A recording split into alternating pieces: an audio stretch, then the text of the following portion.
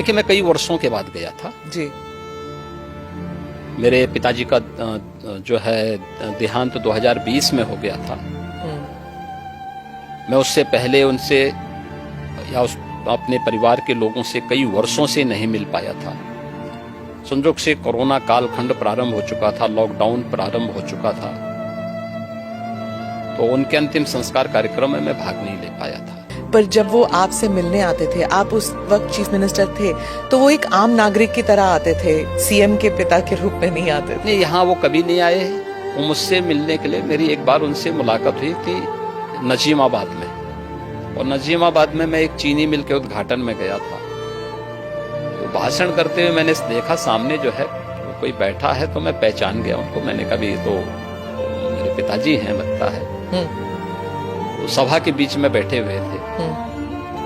तो फिर मैंने सभा समाप्त होने के बाद अपने साथ के कुछ लोगों से कहा, मैंने कहा देखो यार, वो आए हैं तो उनको बुलाओ, थोड़ा मुलाकात करते हैं। तो योगी के मुख्यमंत्री बनने के बाद कई लोग कहते थे कि आपको शर्म नहीं आती, आप मुख्यमंत्री की बहन हैं और बहन होकर आप चाय की दुकान चलाती हैं, इन हालतों में रहती हैं। मैं उनको एक ही बात कहूंगी, मैं गरीब हूं, ये मेरा नसीब है। शर्म तब आनी चाहिए जब आप कोई गंदा काम कर रहे हो, किसी के हक का छीन कर खा रहे हो।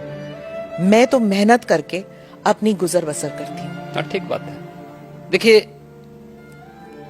व्यक्ति को कभी भी धन और वैभव संतुष्टि नहीं दे सकती है, और मुझे लगता है कि सबसे बड़ा योगी वह है जो स्वयं की मेहनत से संतुष्ट है, स्वयं के परिश्रम से संतुष्ट है।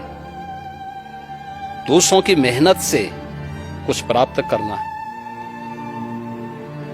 और फिर उसको छीन लेना, ये तो डकैती है। उसके अलग अलग रूप देख सकते हैं हम समाज में,